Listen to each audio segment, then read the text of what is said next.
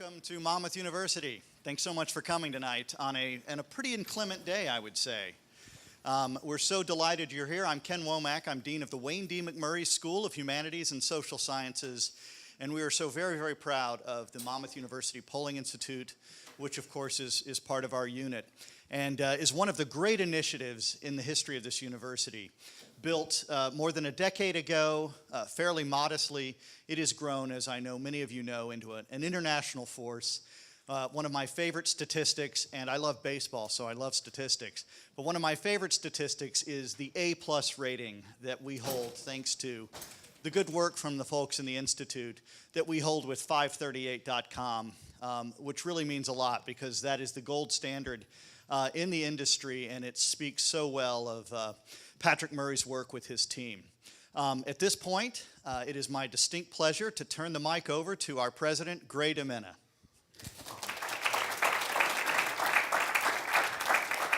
Thank you, Ken. I'm just going to be very quick. Thank you all for coming to Monmouth University. Especially delighted to see lots of students in the audience, my favorite people at Monmouth University. I just have a few things to say. This event is part of a Polling Institute initiative to foster thought-provoking conversation on topics where our polling activities have synergy with other academic fields. And as such, it's co-sponsored by the Monmouth University Communication Department and their Monmouth Oral Communication Center. Other than that, I now am going to turn it over to a student I know very well who is a wonderful representative of the university, Emily Blazer, who is the student president of the Monmouth Oral Communication Center. So Emily, take it away.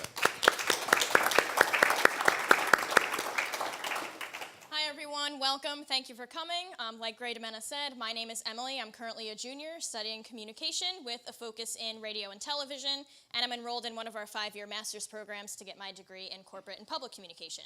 I'm here tonight just to talk briefly about my club, but then introduce our panelists. So I'm president of the Monmouth Oral Communication Center. We're a student-run organization that provides free tutoring for students who are looking to improve their public speaking or presentation skills.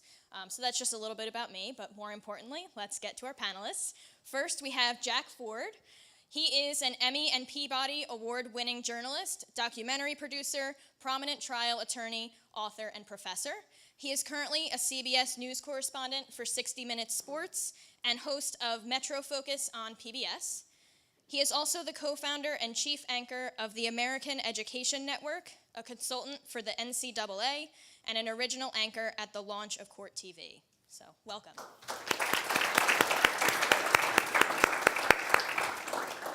Katie Jennings is here tonight. She is a reporter for Politico, New Jersey. She writes about policy and politics with a focus on healthcare. She has also done investigative journalism, including work on ExxonMobil's internal climate change knowledge, as well as a secretive American Medical Association committee that determined Medicare payments. Welcome. Thank you. Patrick Murray is here. He has been director of the Monmouth University Polling Institute since its founding in 2005. The Monmouth University poll is one of only 5 national polling organizations to earn an A+ rating from 538.com. He frequently appears as a commentator on national and regional TV and radio. Thank you. And lastly, we have Michael Phillips Anderson. He is an associate professor of communication at Monmouth University. He is concerned with the role of public discourse in the creation of active citizenship, and he's currently involved in writing a book about comedians who have performed satirical presidential campaigns. Thank you. All right, and with that, I guess we'll get the show on the road. So thank you and welcome. I hope you enjoy.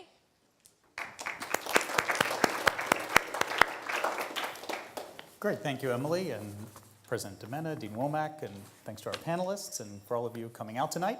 So we're going to dive right in, start with a very, very simple question. How do you define fake news?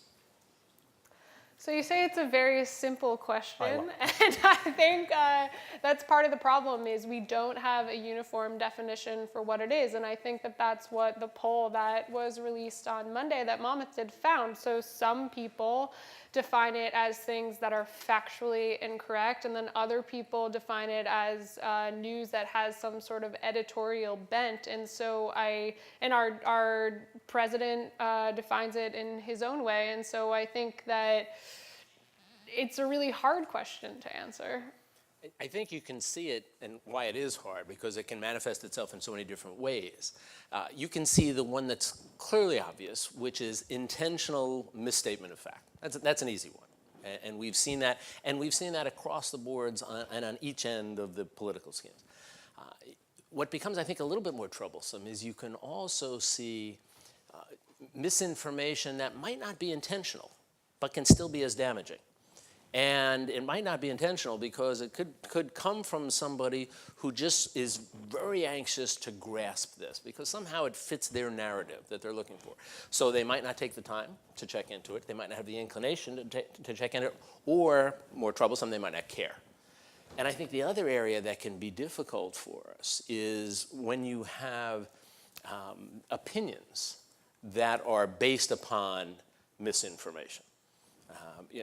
A number of people have been credited with the comment, I think I saw it first from Winston Churchill, where it says, everybody's entitled to your own opinion. What you're not entitled to are your own facts. And what we see oftentimes is these misinformed opinions that are then offered up in the guise of fact. And as Katie said, it's so hard to deal with because it appears in so many fashions. Yeah, I would only add that the importance of the term itself is I think, what we're worried about, because there has always been instances where even major media sources have misreported facts. Sometimes the individual reporter did it intentionally, and many other times it was done unintentionally, or there was bad fact checking, and we've seen that in a whole variety of things. But we've always believed that the news media source would clamp down on that. Once they found out about it, they take their integrity so seriously that they would clamp down about it, and we would look at these things as aberrations from the norm. I think what's happened here is then using the fake news term and terminology to apply to everything, and the president uses it in his way, and I think he's been very successful in redefining that term to mean pretty much anything that you disagree with, so that something that is factually accurate but paints, it might not even have a slant, it just simply paints a particular figure or issue in a particular light, is exactly on the same exact level as something that it was made up out of whole cloth. And that's where I think the president has been extremely successful, is in equating those two. And that's what our polling that we released yesterday seems to indicate, is that this term can now be used for both types of things interchangeably, and that's a danger. So that's the Monmouth poll found that more than 3 in 4 Americans believe that that traditional major TV and newspaper media outlets report fake news, including 31% who believe this happens regularly, 46% who say it happens occasionally. But as you say, they're of two minds about what counts as fake news. Just 25% of them say that the term only applies to stories where the facts are wrong. Most Americans, 65% on the other hand, say that fake news also applies to news outlets that make editorial decisions about what they choose to report. Right. And so among the things that President Trump has labeled fake news, and this was a list from several months ago, so it's already out of date, the Russia dossier, the media in general, CNN, the New York Times, Morning Joe, reports of White House dysfunction, reports on healthcare struggles, reports on collusion, reports on jobs, reports that he argued with Australia's prime minister, challenges to his claim of terrorism in Sweden, claims that his social media usage undermines his message, reports that he's hurting Republican candidates, rumors about The Apprentice, and crowd size. So what I'm wondering is, certainly there is more of this, of claiming that things are fake news, and it's having this effect on the public. But was there some of this before Trump? Is this an entirely new phenomenon, or is it just heightened? I think it's a new term. I think what we've seen in the past is this, and one of the things you have to keep in mind is that, sadly, the folks in my business have never been well received. Whenever you see the lists of professions and the amount of respect that are attached to those, for as long as I've been doing this, which is more than 30 years now, journalism was always down close to the bottom. As I tell a story, I was moving from, I'd been a lawyer, a trial lawyer for years, and I was transitioning into television news, and I was on the air early in my TV career, and one of my producers came in and said to me, well, a list just came out of the various professions and how they're respected by the public. And I thought you might want to find out, where your new profession of journalism lands, and there were 20 of them.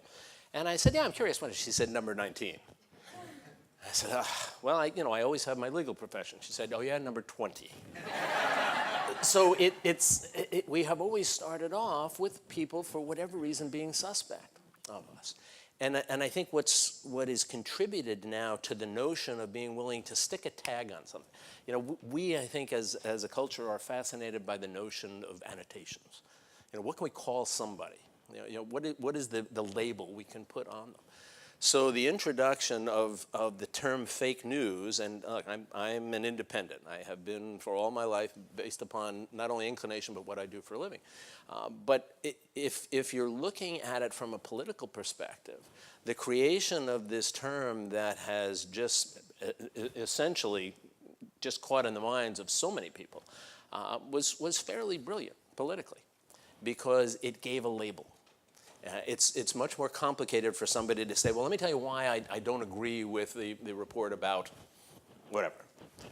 It's a lot easier to simply say, it's fake news. And it resonates. And as we know, it's difficult to try to figure out what the term actually means. But I think what's contributed to its growth and the explosion of its growth has been the notion of now certainly my business, and even media in all aspects, is now driven by opinion. It wasn't always that way. Opinion has always been an essential part of journalism. Thomas Jefferson once said, opinion is power. It was the same person that said, if I had to choose between a free press and a government, I'll take a free press. But what we've seen with the explosion of outlets now, the cable outlets, the internet outlets, that everybody realized that the model has changed. Television model has changed completely with the cables. Now it's driven by opinion shows. And opinions lend themselves to an absence of fact-checking. And I think that's one of the reasons why we see so much of this taking place now.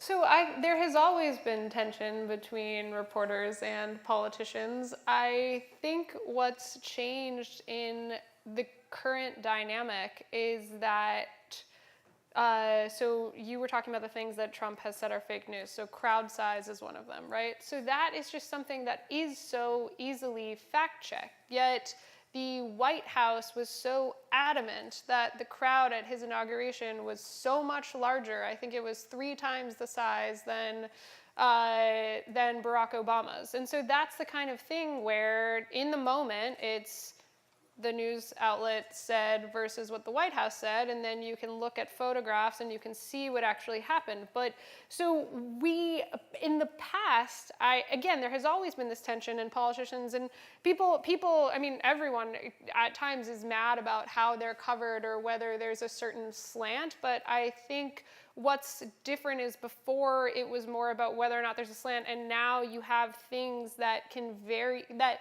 can be checked, and the crowd was larger or it was smaller, yet there's still like a tension as if there's some sort of fight about that, when there's not a fight about that.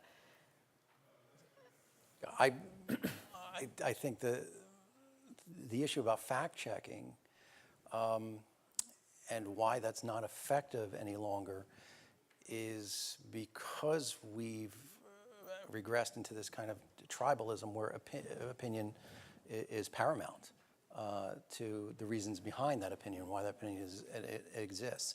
I think it's one of the reasons why, for example, another question we asked in our polls, who do you trust more as an information source?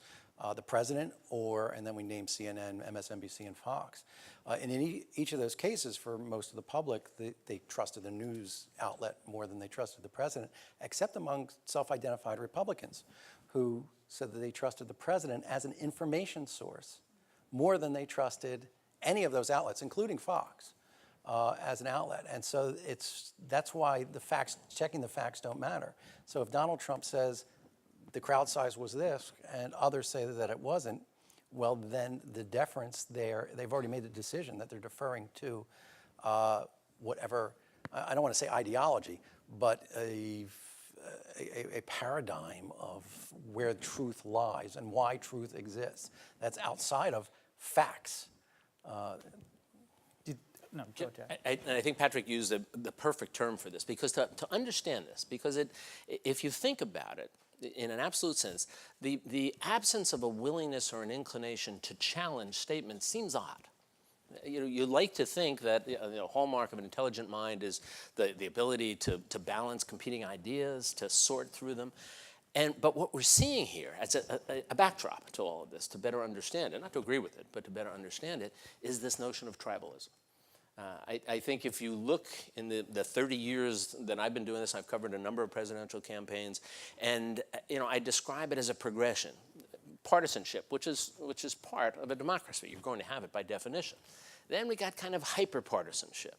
And now we have what I've seen described as this political tribalism.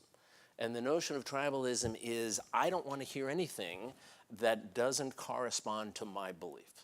And I'm willing to accept something that corresponds to my belief without question. And that is becoming, I think, very terribly troubling in my business. And I think for a democracy, and again, I'm not talking about Democrats or Republicans, I'm talking across the board, the unwillingness to challenge thoughts or ideas or statements, to me, is a very dangerous scenario. I think this issue of tribalism, of that once you pick a team, it's hard to move off of that, right? And so is that move of calling things fake news, of being unwilling or uninterested in looking at a fact check, do you think it is primarily because people don't want to face their team loyalties, right? To use the sports metaphor, that if a call goes against your team, you don't see it in the same way that a fan for the other team. I mean, we have studies about this. You really do not see it in the same way. And to have to do that means that either the call has to be wrong or you have to be wrong. And that's a pretty easy choice for most people to make, right? That we don't want to be wrong. It's an easy choice, but we are not at all inclined to say we're wrong by nature. So I was at the Final Four last night, and I'm sitting literally between a Michigan fan and a Villanova fan. And there was a call that was made, and it was a pretty clear call to me. And yet I had two people, and one was on the board of one of the universities, and the other was a higher-up administrator of the other university. And next to me, one of them says, "The ref's an idiot," and the other says, "What a great call." And I'm sitting, I said, I saw the same thing you did. How can we view it so dramatically differently? And it's because of what you said. It's your team. And if it's your team, you're willing to accept, and I think the sports analogy works. If it's your team, you're willing to accept it without asking the hard questions that need to be asked. And you talk about the tribalism, it's become such a toxic environment. And I think what contributes to this willingness to accept statements without challenging them is the idea that our politics now have become sort of politics of personal destruction. You can't disagree with somebody anymore and still have a relationship with them. The notion of you can agree to disagree without being disagreeable. I go back to the 2000 campaign. I covered the presidential campaign, traveled then with then Governor Bush, then Vice President Gore. And what struck me is they couldn't have been more different in their policies, but they had a respect for each other. And when you saw them interact with each other, you could get that sense. And when I had the good fortune of interviewing each of them after the various debates that they did. And I was struck by the fact that they could disagree with policies, but without castigating the person. And you don't see that anymore. And I think that contributes to the idea of it's either us or them. It can't possibly be both in any fashion. And I think this tribalism is reinforced by the way in which we consume, or people consume news, and also the speed at which we're consuming news now. So if, say, Twitter is your main news source, it's self-curated so that you're following all the news outlets, that you want to get information from. And so that's the stream that you're going to be seeing. And that's also the speed, and that's also the commentary that you're going to be seeing, which then is just reinforcing whatever your side is. When I think that that's such a thing of where when we talk about social media, and obviously that's one of the areas we really need to get into, right? Because it's social media that spreads the stories that are deliberately fake, particularly.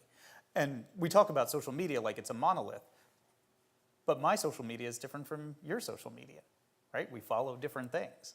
So I think following up on the point you just made, how does that self-selection bias change things when it's applied to social media rather than the self-selection bias that's been there for traditional or legacy journalism for a long time, right? I mean, we traditionally had partisan press. Essentially, independent press is more of a blip in our political history than our history, right? And so now that we might be, in a sense, getting back to a highly selective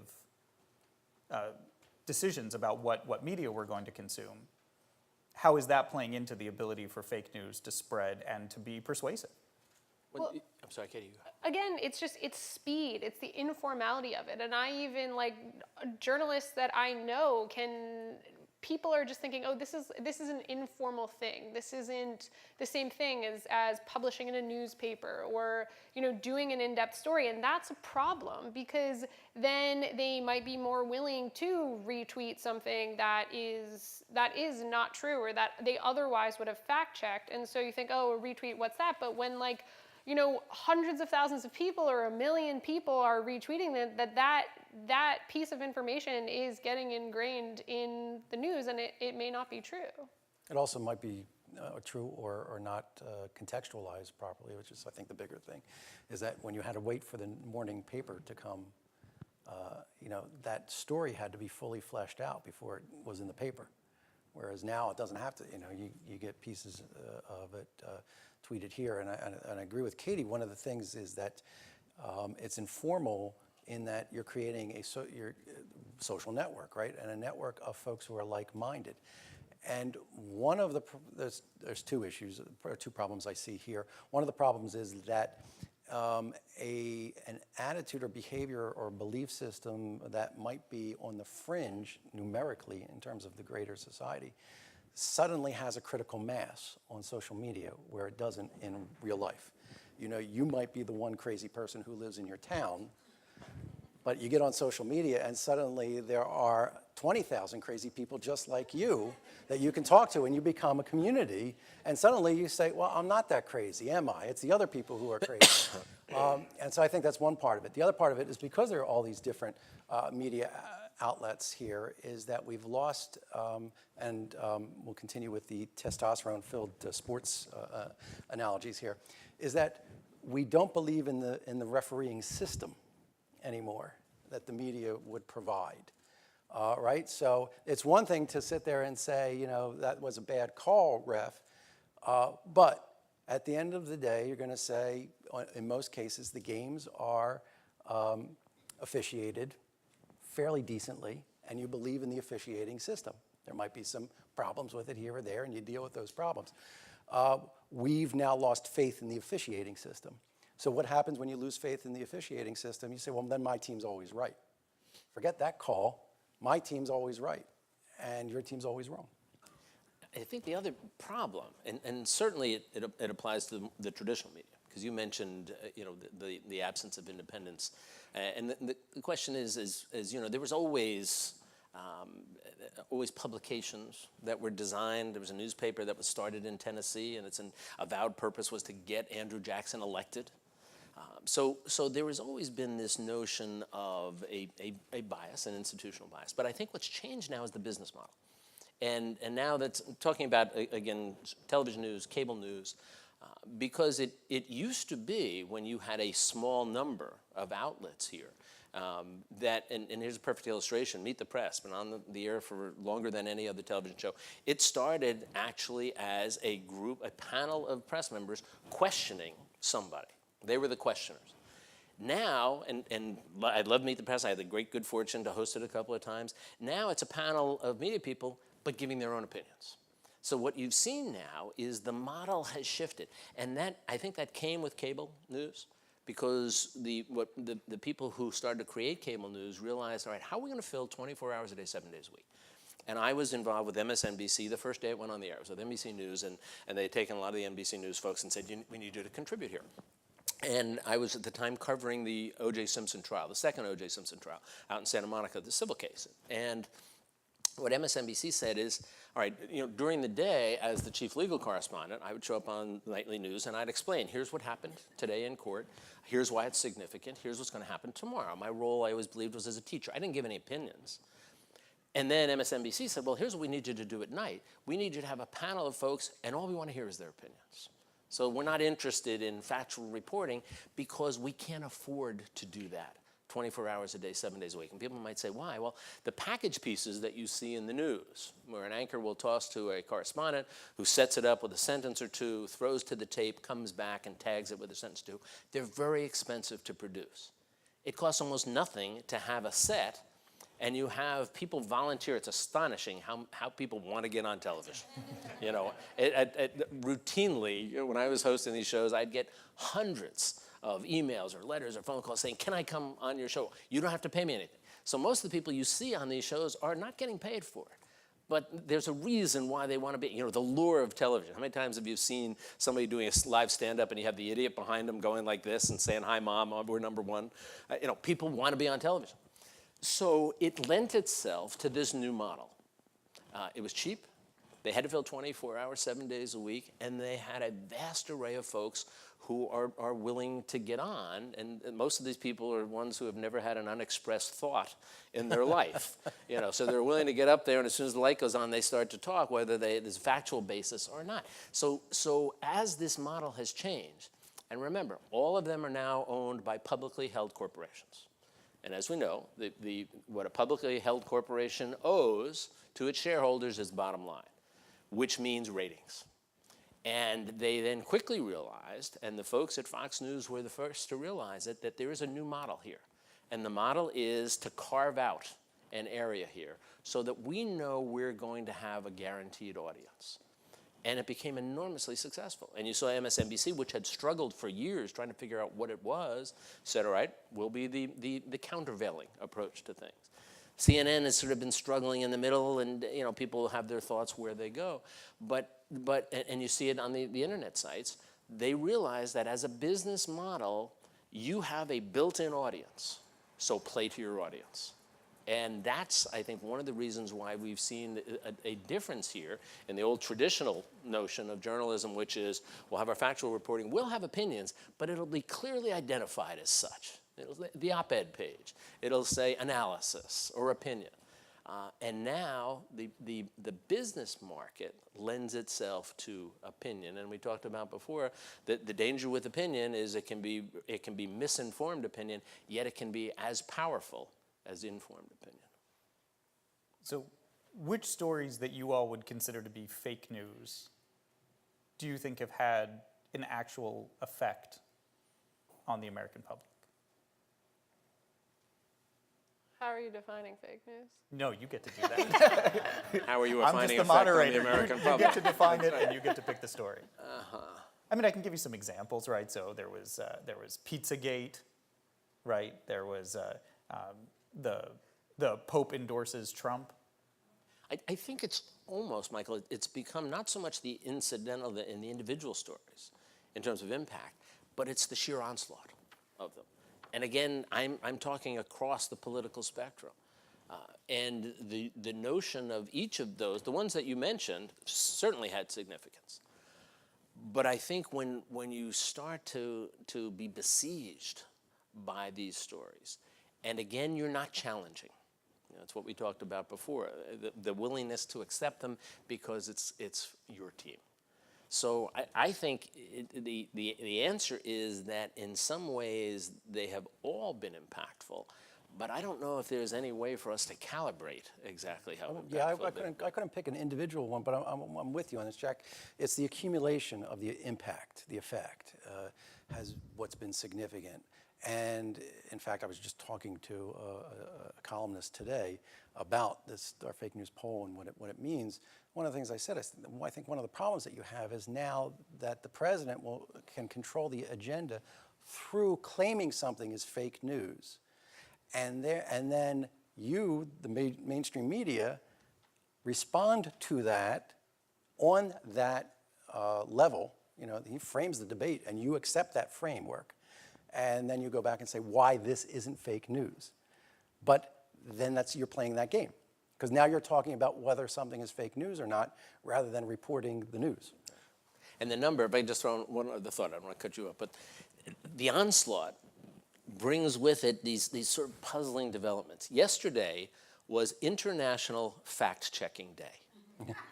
Isn't it troubling that we need to have an International Fact-Checking Day? And curiously, I was reading something about it, and they said it was almost a tongue-in-cheek thing that was put together years ago when you had a small cadre of folks who were involved in fact-checking. Now there are, if I remember correctly from the article I read, something like 137 different organizations dedicated to fact-checking. So their mere existence, I think, is a terribly troubling factor, and that we have to memorialize it with an international day. So the example that I was thinking about is again, it depends on how you're defining fake news. But if we take the spate of firings and resignations that have happened in the Trump administration. So most recently, David Shulkin, the Veterans Affairs Secretary, we actually don't know if he resigned or if he was fired. So a couple weeks ago, their news media is reporting that he's on thin ice, he's probably going to be fired. Then the White House comes out during a press briefing, said, no, that's not true. Shulkin's totally fine. Then, a week or two later, we hear that he's fired or resigned. The White House says he resigned, and Shulkin says that he didn't resign. And the reason that this is important is because if he did resign, then Trump gets to appoint someone to be his replacement. And if he didn't resign and was fired, then you would just have the undersecretary become the new secretary. So, but if you're of the persuasion, if you're one of these people, say, in the poll who is agreeing that Trump is the most credible source of news, right? You're going to say fake news, media's reporting, Shulkin's being fired, that's not true.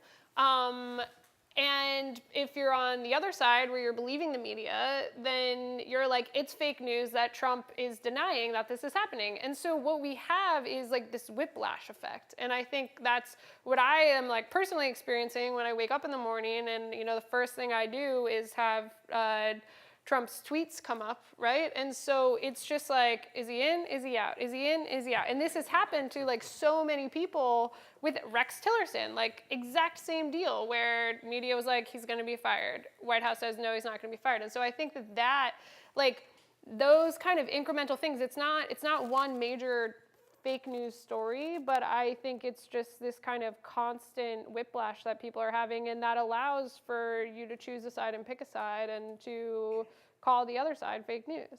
And that's why with Trump defending Scott Pruitt yesterday, we now know that Scott Pruitt will be fired or resign in I guess 2 weeks is the time frame there.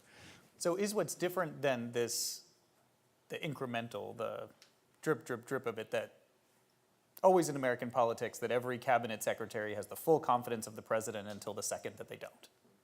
Right. I mean, that's always, or is it just that we... And it's always the death knell when you hear them come out and say they're doing a when marvelous you have to support job. them, right. As soon as you hear that, as Katie said, well, they're gone. And the question is, how soon? I think the problem is the use of anonymous sources that is happening in the Trump administration. And this is partly perpetuated by the Trump administration because the vast majority of time they will say, like, you can only quote me as an anonymous administration official. And so, like, my perception is that historically we just haven't had this use because there's so much infighting and so much chaos that basically people are depending way more on anonymous sources. And that is another avenue for people. If you're going to be anonymous and your name is not going to be attached to a quote, like, you could make something up. And I think that that certainly has happened. I mean, different media organizations deal with anonymous sources differently. Like, you have to have it corroborated by a certain number of people, but still, like, giving people anonymity opens up the door for there to be false information that gets out there, and that's the risk that you take. And so you have to evaluate how important is this information relative to granting this person anonymity. And I think, like, what we've seen in the current White House is it's way more tabloid style reporting than it is on, on what this person said about. It's kind of like, oh, this person said this said this, and it's not like deep things that you would previously think about using anonymous sourcing on. So one of I think the real difficulties and challenges in journalism, and I think this probably applies to historians also, is what we're being asked to do is create trustworthy information when we have to gather it from oftentimes untrustworthy sources. So that if I'm talking to somebody as a basis for something I'm going to report, one of the questions I have to ask myself is, all right, what's in it for them?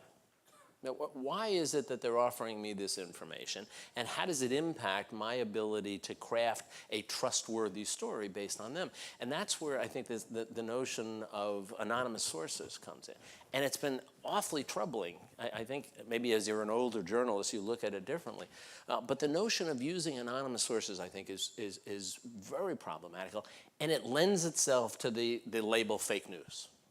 Because if you're doing a story and you say, based on information, and I actually saw this recently, based on information received from a source who wanted to remain anonymous because they weren't part of the conversation, why is that then a source? If they're saying, well, let me tell you something, use it in your story. By the way, I have no idea what I'm talking about, but I really want to get this out there. And that's been expanded, even though you do have organizations that say, we have checks, two sources we need, two valid sources to get it up there. Not everybody does anymore. And I've seen some of the organizations that I've worked for in the past, NBC News, ABC News, CBS News, where people will say, well, so-and-so is reporting this rumor, but we haven't been able to substantiate it yet. And I'm sitting there saying, why then are you saying it if you haven't been able to substantiate it? And if it turns out that it's not true, haven't you just fed this sort of this voracious fake news fire by willing to stake your journalistic reputation on something that you're not able to corroborate? So I think that the explosive use of anonymous sources, and I think a lot of the journalism entities say that they can justify it by saying, well, we're not using the name because they've asked us not to. Again, maybe there's some times when that works, but if you're just willing to, across the board, say, all right, I'm going to use this source and I'm not going to identify them, you have to be willing then to accept what the consequences might be, which is if it turns out wrong, you have now just sullied your own reputation. And it's in the journalism world, a lot of professions, but once you're tagged for being wrong, it is very hard to get. It's like a restaurant. Somebody walks in and has a horrible meal, they're not coming back. If all of a sudden somebody's exposed to a story that I do and it turns out that it was completely wrong, they're not coming back to me. I just want to also step back for a second and just talk about the production of news and how difficult it actually can be to get factual information. So here's an example from today. I went to an event with Governor Phil Murphy. He was announcing that his budget includes $100 million for opioid initiatives. Former Republican Governor Chris Christie had basically unilaterally moved around funds and said that he was going to allocate $200 million towards opioid initiatives. Today, I asked Governor Murphy, you're $100 million less. And he says, well, only $90 million of the Christie money was ever dispersed. And so I said, okay, can you give me a list of those programs? They don't have it right now. But so I had to report that story on Christie said, Murphy said, and I'm going to have to file a public records request, and I won't actually know the total amounts and what happened, probably for weeks, maybe even months, depending on how many times that request is delayed. So I think that just, that's just one example of like kind of what you're up against when you're actually trying, you're taking information from these different sources and trying to get at the truth, but it's like, it can be a really long process. And part of the other problem is like a lot of news organizations, you just write the one-day story and they no longer have the bandwidth or the staffing or, you know, to be able to have somebody like keep filing those requests and keep following up on things and making sure that politicians are doing what they say. And like we try to do that as much as possible. And one trick that one of my editors told me was basically anytime anybody announces something and says it's going to happen like in a month or 2 months or whenever, you just put a note in your calendar and then you call them up and you check on it. But I just like, so the actual production and news gathering, it's a long process, but that's like kind of I just wanted to explain like some of the challenges that you have when you are trying to write stories and you are trying to fact check things when you're just doing it from sometimes two different sources, and that's why documents are so key, because documents, unlike a person, can't lie. I mean, they can be doctored, right? But just assuming that your documents aren't doctored, you can see it in writing and you can show people. And so it's not like, oh, this person remembered this is how the conversation went, or, oh, I thought that they said this, but that's why documents are so important. And as you mentioned, the notion of speed, the introduction of the idea of having to be first with a story, look, that's wonderful. And we all work in a competitive business, and being first can have a value to it. But I think it's tended to overwhelm the notion of being right. And we've all seen instances where people have gone on the air and this is an exclusive, we have this before anybody else has it, and they give it to you, and then they got to turn around the next day, if they do it all, and make it clear that they were wrong. So it's another one of these compelling forces that can give rise to the notion of people not having confidence in the news, and once they don't have confidence, it becomes very easy to smack that label fake news right on it. And so there ends up being this tension then between people who are intentionally creating fake news stories, right, that we spread through social media. So creating real news stories is time-consuming and therefore expensive, right? So BuzzFeed found that in the final 3 months of the US presidential campaign, the top-performing fake election news stories on Facebook generated more engagement than the top stories from the major news outlets, such as the New York Times, the Washington Post, Huffington Post, NBC News. If real reporting is more expensive and, based on this study, less interesting to the readers, what do we do about that? A lot of it depends upon your readers. Every year, I teach an undergraduate seminar up at Yale that I've done for 12 years. I taught it here one year, a number of years ago. And it has to do with famous trials, and a significant aspect of it is the media. How does the media cover this? And one of the questions I ask at the very beginning of my students is, give me a show of hands. How many of you read a newspaper each day? And it's astonishing. And a number of you I know are teachers and professors, and I think that my most recent class, nobody put up their hand. And I said, what is your source of news? Where do you get it from? And it's mostly social networks. So I think you're also seeing a generational seismic shift in the landscape that's going to be impactful. And the reason why that's a problem, and I don't want to demean in any fashion some of those sites. I go to them myself. But the difficulty is that with so many of them, there are no checks and balances. There's no ability, at least if what Katie's doing, she's got editors.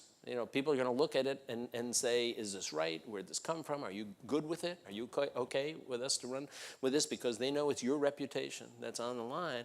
But if you have the folks, similar to the person you talked about, who's the one annoying person in their town, you hear oftentimes the person in their pajamas in their mother's basement with their computer can call themselves a news site, and there's no one to say that they're not. But there's also no one to check what they're doing. So you don't have the notion of editorial control. You don't have the notion of fact checking. You don't have a notion of journalistic integrity. And my sense is, and I find it very frightening, we are moving more in that direction. And as a consequence, the traditional media is terribly disturbed by that. But I think with that, you get a couple things. social media is marvelous, except when it's not. And it can be a marvelous source of information for us. The notion of instantaneous knowledge, as quickly as you can click, you can get an answer to something. That's fantastic, unthought of 20 years ago.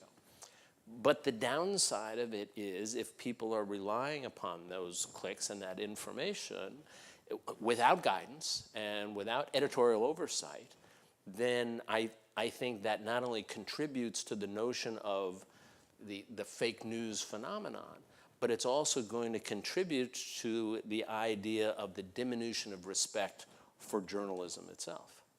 It's a part and parcel of how we define community, or yes, how we define community. So we see the decline of local newspapers, for example, and even TV stations, which are now owned by conglomerates, and this all gets to the bottom line. The local newspapers have been sold out to larger publicly owned companies, and therefore then have to look at the bottom line. And what do they end up cutting first? The first thing that they cut is local news coverage, the school boards and the town council meetings, and covering high school football teams and those types of things, which defined who we thought of as a community. The reason why you don't need to read a newspaper anymore is because that's not my community. My community exists online where I create that community, right? And therefore my news sources are related to that community and are delivered in that medium that I'm used to communicating with my own community. And so that's what makes it what's troubling, is that before, you couldn't start, or be very difficult to start your own hometown newspaper. It'd be very costly to do that. This is not costly at all. So once you eliminate the cost to that, you also eliminate the checks on it. So on a practical level, I would say that news organizations need to build better interfaces, like ways that you're interacting with the news. Because if you're just scrolling through Twitter, if you're scrolling through Facebook, it's addictive. Like, you just keep scrolling. And I interned at Business Insider, and Henry Blodgett basically said that he wanted to make the web app be read like the Daily Mail. I don't know if you are familiar with the Daily Mail, but it's a tabloid news site from the UK. And it also is like very easy to scroll and very addictive. I think part of the problem is you're asking, why are people clicking and reading these fake news stories more than the regular news? I don't know how many of you subscribe to the New York Times. Whenever I click on a New York Times story from Twitter, I hit a paywall. I am a paying subscriber. Like, it's just a bad interface. And why are you going to spend time like logging in and getting your real news when you can just click on this other thing and there's no problem? It comes up right away. And I don't mean to like just rag on the New York Times, but we certainly have problems where at Politico, you as a subscriber, you might get logged out, but we just have these issues that I feel like Twitter and these other things that are easier to use and easier to share, and that I think that also really drives this sharing of the fake news phenomenon. So is there something that the main social media platforms, is there anything that they can do? That Mark Zuckerberg has said he doesn't want to be the arbiter of permissible and impermissible speech, right? But he's basically the head of a nation state, right? I mean, in terms of size, in terms of if they had a GDP, right? He's larger than most countries. So is there anything that those platforms can do to try to weed out some of this fake news, or to make it more useful for people to judge what is quality, what has credibility for that? I think there are a number of questions. It's a question of the will to do that, a question of how you think that might impact your brand.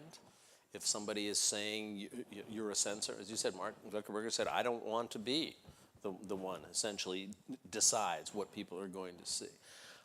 The technology is an issue for it. And a lot of times you hear people say, well, wait a minute, we have a First Amendment right to say whatever we wanted to say and to post it and put it up there.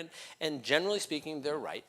But they don't have a First Amendment right to have it broadcast. Yeah. So that's where these entities come into play. Now, the danger there is a danger of creeping censorship. There's something that's, I think, even if you're looking at the this explosion of fake news. And let's focus more on I said there's sort of three categories. The one that's easy, the intentional fake news. You know it's not true, and you've got an agenda, and there's a narrative you want to play into, so you're putting it up there. So how do you defend against that? Well, as troubling as that is, there's a part of me that says, you know, if we start saying it's okay to pull that off, does that mean that, you know, the next time you have a different type of majority, you know, we always talk about the Constitution was designed to protect against the tyranny of the majority. And there's a reality to that. So how do you balance the damage that fake news does to the fabric of society and the consumers of news and information with the idea of who we are? You know, Patrick, you were saying that India passed a law, or Mike, you were saying that So India? yesterday, India passed a law saying that they were going to, or I don't know if it was a law, but an initiative that they were going to fine journalists who produced fake news. And it lasted about a day. Yeah. And then they rescinded it following an outcry from journalists, many of whom it's reasonable to suspect are good reporters producing good work, that they didn't like that idea. Well, that circles back to your very first question, which is what is fake news? You know, I'm sure that I've said things on the air at some point in time that didn't turn out to be accurate. You know, I'd like to think that it didn't happen, but I'm sure it did sometime. And would I want to be pulled up and somebody say, all right, fine, that's going to cost you a couple $100 because of that? Somebody has an alarm here. Somebody wants us to stop talking, don't they?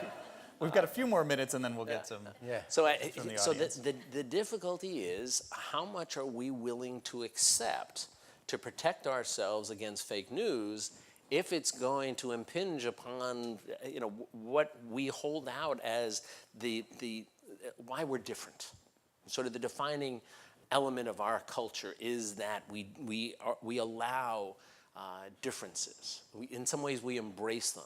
And the whole idea, you know, constitutionally, look, you're allowed to say and write and do a lot of things. There's a small limitation on it, but essentially, you know, the Supreme Court has said the hallmark of free speech is the willingness to allow insidious speech and hateful speech and speech that you find reprehensible. But if we're not going to allow that, then what good is our constitutional protections here? But along with that will come false speech. And we know that constitutionally, there's a problem with trying to prevent that. Now, again, it comes back to the notion of I might have a right to say something that's terribly hateful, that's completely untrue. I don't have a right for it to show up on Facebook. And that's, I think, the sort of struggle that we're going to deal with now as a society, and that is, all right, what are you all out there who broadcast these things in the various ways and fashions? What are you going to do to try and protect us? And can we be comfortable that you're not going to go too far when you do it? Two things, just to contextualize that a little bit.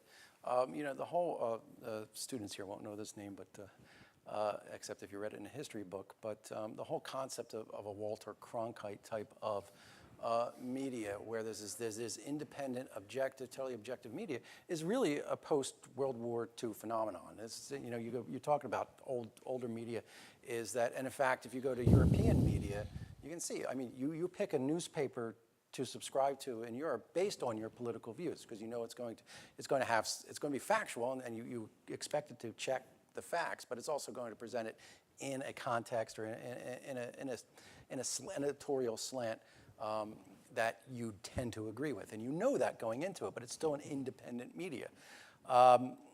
So you know, we don't want to overemphasize the media as being something like this set above and this arbiter of all that is truth. That's not necessarily what it has to be, but it does have to be trusted as independent, and I think that's the key part of it that you know we have to view. The second part of this is that one thing that I always remember: this whole fake news phenomenon and undermining of a belief in independent media is not existing in a vacuum. We are also simultaneously undermining confidence in other institutions of the republic. that we don't believe that Congress works anymore. We don't believe the presidency works anymore. We don't believe goes back to the officiating idea. We don't believe the system is officiating fairly anymore, even if you pick a side, that it doesn't. So I think the media is part and parcel, or this whole fake news phenomenon is part and parcel of undermining a trust in all sorts of institutions, which I think we're in a very dangerous situation right now. You see now as an illustration for that. Yet, we've always had a unique approach to our justice system. When you look at the Supreme Court, and we always felt an illustration. I was giving a lecture, and I was in Europe, and someone came up to me afterwards, and they said, I'm curious about, he was a European lawyer, and he said, I'm curious about your Supreme Court. So they come down with these decisions, and so what? Do they have their own army then to make sure that these are enforced? And I said, no. And they said, well, how does that happen? I said, well, you might disagree, but we have a willingness to accept and to move forward. That has in many ways disappeared. We've seen presidents on both parties criticizing in public Supreme Court decisions. Now, you might say, okay, well, you're the president, you don't give up your right to do that. But the other part of that argument can be, well, wait, you are the president, and are you impugning the integrity of this institution by challenging it publicly? And by doing so, do you then foster this notion of we don't trust anymore? We don't trust the executive, we don't trust the legislative, and now we don't even trust the judicial. Well, when you have a president who's impugning his own Justice Department and putting the word justice in quotation marks, as President Trump just did a day or two ago, how can you expect the public then to have faith? But you also had President Obama in a State of the Union address for the first time that anybody ever recalled, with the justices sitting in front of him, challenging the Citizens United case, and it's fine, you understood why he didn't agree with it, but challenging essentially the integrity of the decision, which by extension you can be viewed as challenging their integrity. And again, it's why you don't see the justices don't all show up anymore. So you've had, as I said, you've had presidents of both parties taking this approach to it. Now, you can argue, well, they don't give up their rights to express their opinions simply because they hold the highest office in the land, but you can also make a pretty good argument saying along with holding the highest office in the land come certain responsibilities. And one of them should be to buttress the integrity of our institutions, even if you don't agree with what they're deciding. And I think all of this comes back to what I was talking about before, this sort of toxic environment. If you're not with me, you're really against me, and I'm going to destroy you if I possibly can. Well, and to go, Patrick, just to go to this point of undermining institutions, I mean, and fake news stories, let's talk about the election and the massive voter fraud there were stories coming out that there were like tens of millions of people engaging in fraudulent voting, and to my knowledge, there's no political science literature to necessarily back that up that has happened. Yeah, and I think that's an interesting case because, of course, this is coming from the Trump side and Trump supporters, but they were laying the groundwork for that before the election when they thought they were going to lose, and found that was a winning formula. Again, this goes back to tribalism. This is a winning formula to keep their tribe together and cohesive. And it happens on the other side too. There's no question. The politics of identity on the left is doing the same thing. So they found that so why don't we just continue to make this claim? Even though we won, let's continue to make this claim because this helps to keep our tribe together. It creates an other that we can pit ourselves against so that we hang together much more strongly by trying to keep the other out. And again, we don't have to. The facts don't have to be there anymore to support it. One of the difficulties, I think, and it's placed many of the journalists in a scenario where they're spending so much of their time sort of fighting back. You talked about the polls and the notion of, to the general public, the idea of Russia and whether there was interference is not high up on the list of what folks are most concerned about. And yet you'll have journalistic entities who are constantly fighting back against the administration and having major headlines about fact checking. And it almost looks as if, I go back to the days when I was a trial lawyer, and I used to teach in law school, other young law students how to try cases. And, you always said, all right, you got to deal with upfront what's a problem for your case. But then you just have to come and hammer on what you've got going for you. It's like the marketing tool. If you say it often enough and in a compelling enough fashion, sooner or later people are going to start to accept it. But I think one of the perceptions for me, and Katie, see if you agree with this, is that so much of the journalism looks like it's kind of back to the wall. We're trying to reactionary. We're trying to defend ourselves from being false media. That people start to think, what is it, thou doth protest too much. Maybe if you have to spend all that time defending yourself, maybe there's something you're defending yourself from. I don't think there is, generally speaking. But the perception, I think, and again, in politics, the expression is the perception can easily become the reality. Is the reality. Yeah. The perception can be, I think, difficult. I think you're absolutely right, and I actually, and so I think that President Trump has given a model to this, and I think that we're seeing it play out among other politicians. So Governor Christie started to engage in these kind of attacks on the media, where previously he hadn't really, he had disagreed and said, you're wrong and things like that, but it started to be, he started to use the term fake news. So we saw that. And but you see it with Democrats as well. If you look in New York State with Governor Andrew Cuomo and New York City Mayor Bill de Blasio, I've been listening to them on WNYC recently, and they always go, let's start with the facts. And so they kind of, we're hearing this from all sides. And the things about the facts are that any data, it's so easy to cherry pick the data and to use it to fuel your agenda. So let me give this is a pretty neutral example. So for instance, Governor Phil Murphy just put out his budget. They included another $10 million for hepatitis C. It took me 4 days to get an answer. All I wanted to know was, is that like a 1% increase? Is that like a 50% increase? I just want to be able to contextualize how that fits in. And it took me 4 days to get that information. And so, and that wasn't even like a challenging situation or them taking facts and twisting it around. But it's just like so much of what happens these days lacks any sort of context. And so then you spend so much time trying to understand the context because everything is being funneled to you in this partisan way. But the good news is you're willing to do that.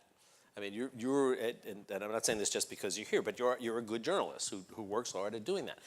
There are a lot of folks out there who aren't. But there are fewer and fewer journalists. Exactly. And there are fewer, it's not journalists that I'm blaming for this, because there are fewer journalists that exist, and there are fewer outlets, particularly if you're covering local or state politics, that now have journalists who that's their job, is that they might have one byline a week, but that's because they're spending all their time investigating a story that's going to be a big story. And we don't have that anymore because, the Gannett's of the world are not going to hire them to do that. They need immediate stories out there that generate lots of clicks. And that's what you get judged on. And so we have fewer stories. So now it becomes much easier for those in power to stonewall because they don't have this outcry of, we need this information. Be transparent, get this information out there. You can stonewall and say, go through the Oprah process, which in New Jersey doesn't refer to a talk show host, it refers to Open Public Records Act. And you have to go through. But one's more powerful than the other. Yes, significantly more powerful. And you go through that process because they know they can continue just to stonewall and stonewall and stonewall you, and then therefore they can control the narrative because you don't have the facts. The facts aren't out there. The last question I wanted to ask was about something that happened a couple of days ago with the video out showing all of these local stations owned by Sinclair Broadcasting. All the anchors each reading a statement prepared for them by their corporate owners, speaking to their personal and deep concerns about the effect of fake news on our democracy. That the script was written for them, saying, we care about our insert name of community here, and then this statement and this mashup of it seems to have really made some waves of people paying attention to it. Are statements like that go out on seemingly local TV news, but originate from this corporate owner, Is that fake news? What was interesting about, has everybody seen the video? If you haven't seen the video, you have to look at it, because, and I think a Deadspin They put it mashed them together. all up together, and then simultaneously you saw them all saying the same exact thing at the same time, and it was very eerie. And the point was, it starts sounding up very innocuous. We take our responsibility seriously to our local community. But then built within this is, but those other folks over there are disseminating and dealing in fake news. So watch out for those other news outlets there. And part of it is because it plays on, you're talking about trust in the media. One thing that we know that people tend to trust the most is their local television anchor. I mean, that's, if you look at all the media figures that people know, that's the one that they've always held in the highest regard. That's the trusted local person who knows what's going on in my community. And when I turn on the TV, I can trust what he or she tells me. And so now you have she standing up there and saying, we try to protect you from the fake news that's coming from other outlets. That can be dangerous. I think if this was a conversation that was being held in individual newsrooms, I think it'd be laudatory. I mean, you'd say you would want your leaders, your journalistic leaders, to be saying to the staff here, this is really important. We need to get this right, and we need to protect against the notion of fake news here. The difficulty in terms of context here are twofold. One is it's an entity that rightly or wrongly is labeled as a more conservative-leaning journalistic entity. The second is the optics, if you will, of the videos, of the same script being delivered by all of these people. One of the anchors I saw being quoted saying, I felt like I was a prisoner of war being forced to read something, and you expected them to start blinking out Morse code saying, I'm being forced to do this. The fact that you have your own people saying, this is very uncomfortable to me, is what makes it uncomfortable. Now, the Sinclair people, in their defense, came out with a statement, and I think it was yesterday, and they said, look, we find it curious that we would be attacked for saying to our people that truth is important. And from their perspective, you could see why they would feel that. But what they have to understand is was it Bill Parcells had the great quote about the former Giant coach talking about your records and how good you are, and his quote was, you are what your record says you are. No better, no worse. And I think for the Sinclair group, the problem for them is that they've been labeled as this sort of conservative entity, so immediately people are looking at this saying it's some kind of mind control thing that they're doing with their staff. Even though if you look just at the content of the words themselves, you could kind of applaud them. Right, yeah, the context, because if you read that out of context, Right. it just sounds like, hey, we want to make sure that what we're doing is truthful, and we want to protect from some sources that are not. But from my perspective as somebody who measures public opinion, and not just through polls, but actually I do a lot of qualitative work where I sit down and I talk to people and understand this. This is the same thing that happens when you stand in front of the State of the Union and you basically attack the Supreme Court decision for having other motives for why they made that decision. Or you attack the president for, you say the president is born in another country or whatever it is. What they're saying in these instances, you take away the fact that people have now seen it all mashed together, but just the people in that local rural market watching that source are hearing that other sources of the media engage in fake news. And the effect that it has is it doesn't undermine these justices on the Supreme Court or this president or those other news sources. It actually undermines that institution.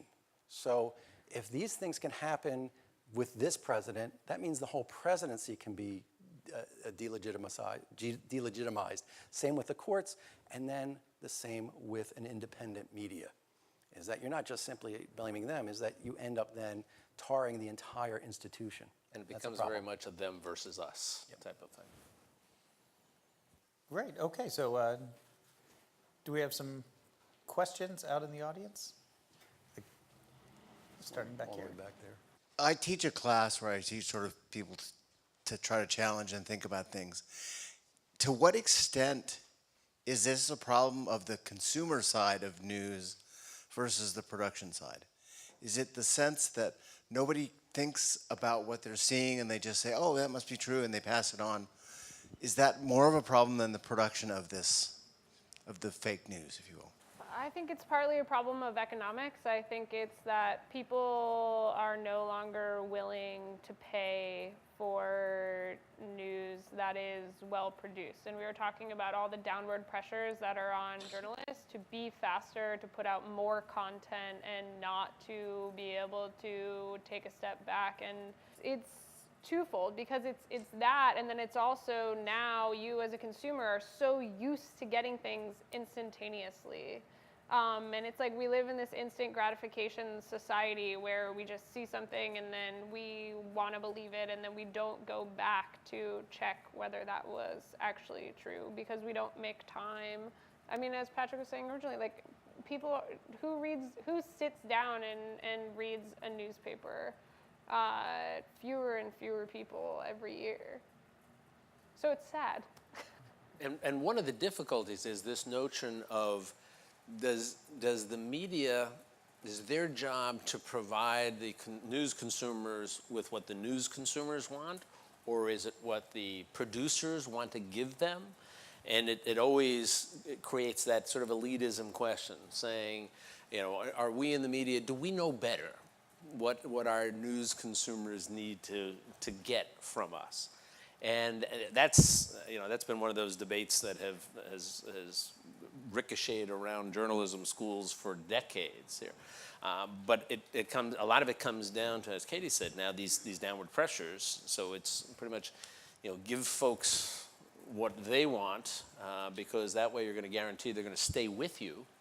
And if they stay with you, it means you stay in existence. Because if you can't get them, we used to, I don't know if some of you are old enough to remember, we used to do these on PBS, these Fred-friendly seminars. Does some of you remember the roundtable Fred-friendly seminars? They were just marvelous, and they were great examinations. It was called Media and Ethics in Society. They were great examinations of all of these issues that were circulating within our society. And we would look at things, ethics in the military, in business, in medicine, in journalism, in sports. And it won all the awards you could possibly win. Well, we can't get them on the air anymore because the people who used to fund them will say to us, you know what, you'll get a small select group to watch that, but it's not big enough. The numbers are not big enough to justify that. So the fact that you're doing really good journalism, yeah, but you don't have anybody sort of throwing chairs at each other, and if you don't have that, we're not going to put the money up. So you can't get it on the air anymore. So to me, it illustrates the notion of, and Patrick, you mentioned this, what gets you clicks or what gets you views, and that drives a lot of the decision making. And talking about newspapers, and those folks that I've known who work in newspapers, there's no question that as family-owned newspapers, the families have sold to publicly held companies, the whole calculation has changed because those publicly held companies are holding each individual property to a quarterly profit margin that they have to meet. And they can't bank, if they have a really good quarter, they can't bank it to the next quarter. You got to meet that minimum margin every quarter.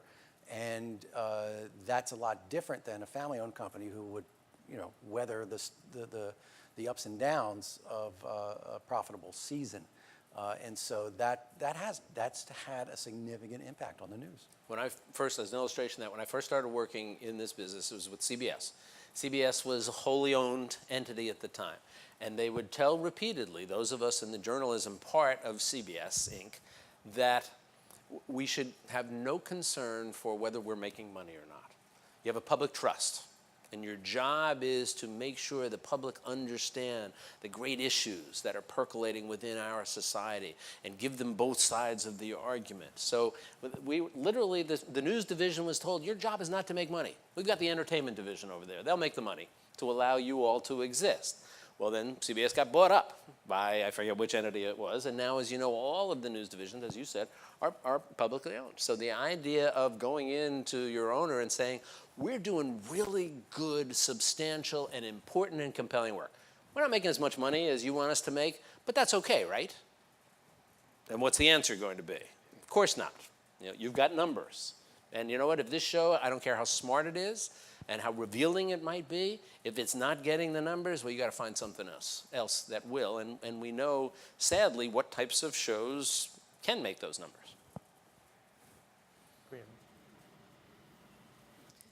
Hi, I had a question about the Associated Press and their influence on fake news. It seems that they seem to pull a whole bunch of stuff off of social media every day, and they run a feed, and the news outlets pick up those feeds and run them online immediately as AP feeds. So I'm wondering, what do the outlets do with that feed? Do they just run them as they are? Do they fact check them before they write their articles? What happens to those feeds? So the Associated Press is a syndicated wire service where, I mean, I would say is held to like extremely high standards. They make the AP style book, the AP manual, like kind of these very basic tenets of journalistic practice. And what happens is companies pay to use the AP stories. They like pay a subscription fee in order to syndicate them, but for something that's coming from an outlet like the Associated Press, you wouldn't fact check it because they have all their own fact checkers and editors in place. The idea is just that if you're like, so say for instance, you'll see it on the front page of the Star Ledger these days sometimes. They just don't have enough reporters to cover, and particularly like national news events and also breaking news events. The AP like really covers courts very closely and also breaking news.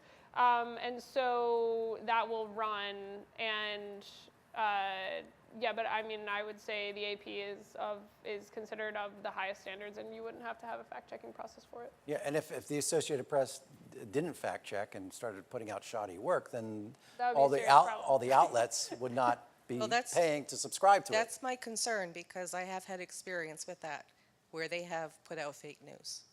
So if they are so highly regarded, I don't think that's a good thing for the whole news industry.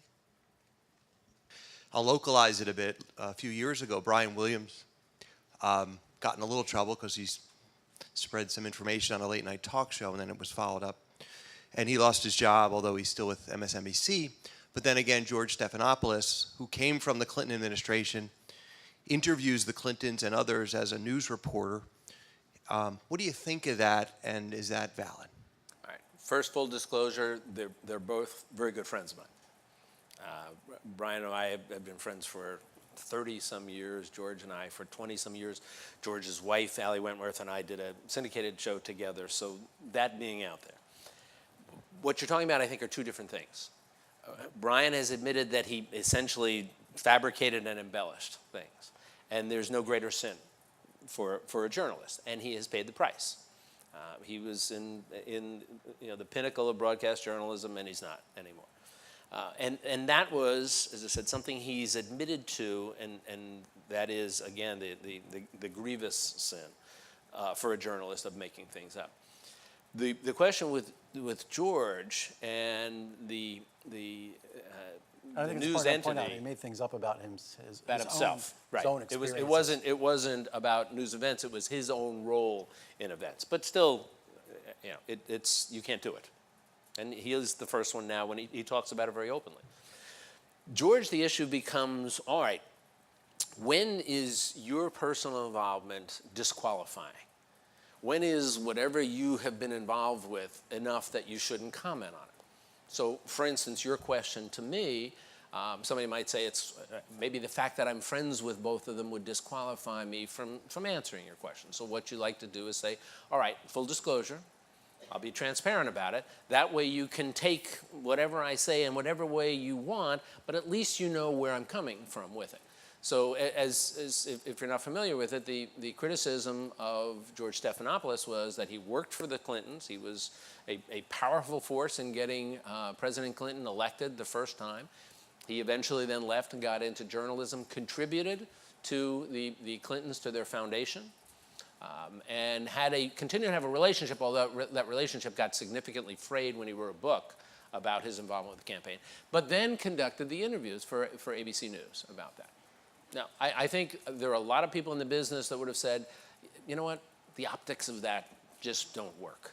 And I believe that George did a fine job doing the interview. I think he did ask the questions he should ask. If I was the president of the news division, when I'd say, you know what, George, let's have Robin Roberts do that interview, or somebody else on the staff. I certainly would have considered it, because what happens is the story then becomes his role in the interview process, instead of the story being the questions that are posed and the answers that are given. And I think, as you know, I'm sort of a more traditional journalist. You know, I covered the O.J. Simpson trial every day for 9 months. And anytime I went on other shows, you know, I did a whole lot of, I was with NBC News, but, you know, when you were out there, you saw all the reporters on other shows, and I would do Larry King's show and some other, and I'd always say to them beforehand, don't ask me my opinion on it, because I'm not going to give it to you. And it'll be a real awkward moment on your show when I say to you, Larry, I'm sorry, can't give you that. Because my belief was, my role was not to, I was reporting on the case, not to give opinions. So my question is, what do you think, why do some people believe news that is so obviously fake and so obviously intentionally fake, and some people just know immediately that it is fake and don't believe it? Why do some people have a hard time differentiating between fake news and not fake news? I wish I knew that. All I can do is tell you that they don't. And I can't answer that question, except I'm going to give you an example about why I'm as concerned about this as you are personally. Is that during the campaign, there was a story that went out that went around a photograph that was taken of a document. And the document was a list of expenses of the Clinton Foundation. And on those list of expenses was like Coca-Cola vending and all sorts of things. And then it was payments to different organizations. And apparently, the Monmouth University Polling Institute got $85,000 from the Clinton Foundation. Unfortunately, I didn't see a penny of that, nor did the university. But the point was, somebody just created this fake document, put the Clinton Foundation logo on it, and then printed it up as a piece of paper, and then took a photograph of it as if it was part of a booklet of expenses, and then put this out there. And then stories started being reported. I still hear occasionally from people today who say, I can't trust your poll, you took $85,000 from the Clinton Foundation. There's nothing we can, unfortunately, I can't figure out if you please tell me what you think we could do about that, because I'd love to know. That's the problem of proving the negative. Yeah. Proving, no, I didn't do that. But I think that the answer to the question comes back to what you had said very early on in our conversation, is the notion of tribalism. And what you had said, Mike, about your team. You know, if you're inclined to believe something, if you want to believe something, then the path to belief is a lot smoother than if you're going to be critical and say, explain this to me and prove this to me. And I think that's essentially what we're seeing playing out throughout the course of our society now. Katie, did you have a... Well, I mean, Jack's exactly right. I think it goes back to this issue of tribalism, and that it's way easier to believe what you want to believe, and particularly when you have, you know, things like Patrick's talking about, doctored documents, you know, Photoshop. You can do so many things, and also, so basically, it's being reinforced with this fake news is being reinforced with this visual image, and I think like imagery in particular helps perpetuate these, helps perpetuate fake news, even if, as you say, you know, it would be so obviously fake. I think it comes down to this notion of human nature is such that we're constantly looking for affirmation. We want people to affirm what we think is right. And that what is so very difficult then is when you see it in print someplace, either you've clicked on it or you're reading it or you're hearing it, and rather than, again, seeking affirmation, as we do, rather than saying, this sounds a little shaky to me, I'm going to look into this deeper, you say, I was right.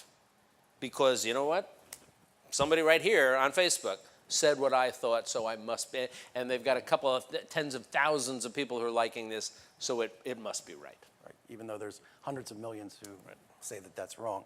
And I think one of the problems with tribalism is that it requires the leaders of the tribe to step in and direct their followers. And what they need to say is that we've been able to get this short-term advantage by playing off this tribalism, but if we look down the road, there is an extreme danger of totally undermining our society by doing this. This is like that, the Joseph Welch moment in McCarthyism, have you no decency, sir?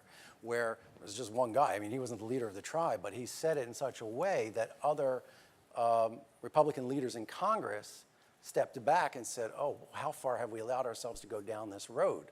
And decided to reel in Joe McCarthy from that. They realized that there was a real danger in continuing down that path, even though it had initially helped them win control of the Senate in the prior election. So I think Patrick's going to get the last word here. I'd like to thank Emily Blazer and the MOCC for doing such a great job of organizing this tonight, in the Department of Communication, Dean Womack and the School of Humanities and Social Science, President Demena, and all of Monmouth University for hosting. And I hope you'll join me in thanking our panelists, Patrick Murray, Jack Ford, Katie Jennings, for the discussion.